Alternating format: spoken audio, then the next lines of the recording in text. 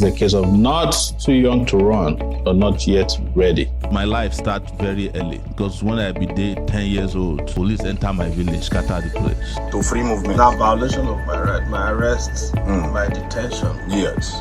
my restriction. Now since that night, now I make decision as a 10-year-old say, when I reach time, I go fight to ensure safety. We still dey under neo-colonial control. Now we can't dey inside internal recolonization by our.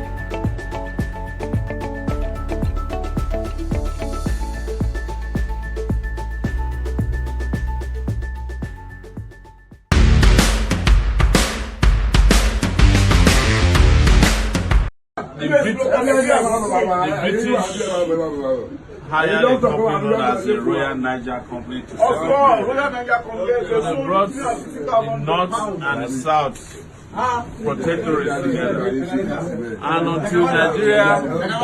until Nigeria becomes a nation, business will continue as usual. That's what I'm trying to say. But I want to make a clarification about the north and the south. So every part of Nigeria was assaulted with one plague or the other, so that Nigeria can continue as a business of a few. Of course, the people who are using poverty and religion in the north, they knew that this would be the outcome. Of course, that's what I'm saying. You also go to the south. You are talking about the north, right?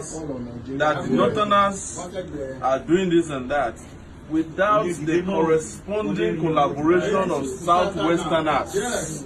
Southerners, Nigeria will not be the way it is. No. Let me finish. They have power. They have access to arms and ammunition. They have the military might. That is why they can get away with murder. You know, I don't want us to walk away with the impression that there's some powerful person in the north. Yeah. There is a powerful elite in Nigeria. Of course.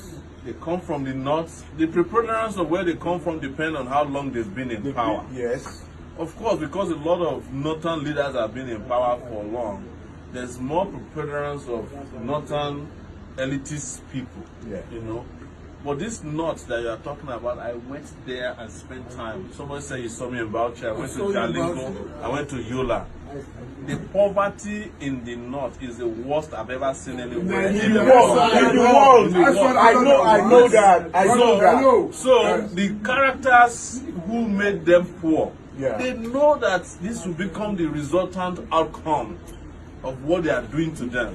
But go and ask an average household woman what do they want. They will be telling you, I want to send my children to Makaranta. Why did they ask for school? They know that when children go to school, they can bail their parents out of poverty. What are we all doing here? Is it not because we get here, we can send money to our parents, and they are feeling better that we are talking about South? The same, it was easier for us to campaign in Bauchi than to campaign in Lagos. Yes. Yes. Of course, because I'm telling you, of course, I know, bro. I know that. Just listen to me now. Every place in Lagos is owned by one thug or the other, and they are not Northerners. They are Yoruba people. And they are armed to the teeth. They will kill you at the slightest provocation.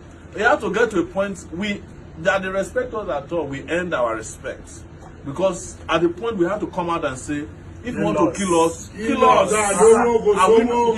We don't have shishi to give. It was then that they started leaving us alone.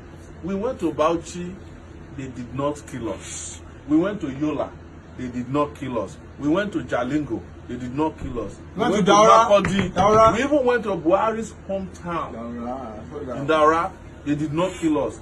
The reason is that when people are talking about North, they use it to scare you, so that you don't go near, because the moment you don't go there in the north, you don't know the population, you don't know how.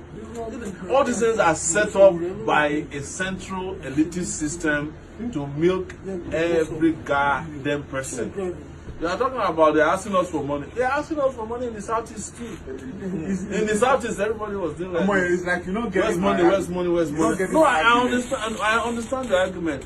I have agreed with you that the preponderance of power, based on the length of time people have stayed in power, And I started my and the way they corporate those people, I started not my easy own like argument that. the way Nigeria was set up. Yeah. Nigeria was built on the foundation of a control system brought by the British. The British set up Nigeria as a shop right. You know, where you go and bring products. It's true. Yeah, of course. Yes. And until Nigeria becomes a nation, it must, that transition from a business place to a nation is what Nigeria is waiting for. And as long as it doesn't happen, we are wasting our time. And that is why we must look.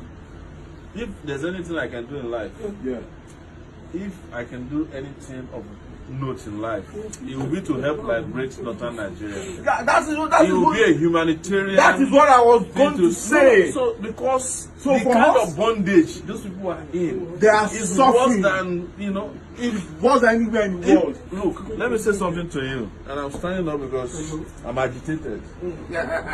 If you go to the north and you are eating, before you go and wash your hands, They will take your if you eat food and you leave the plate, they'll pick it up. They are not doing it because they have dignity. They are not doing it because they have power.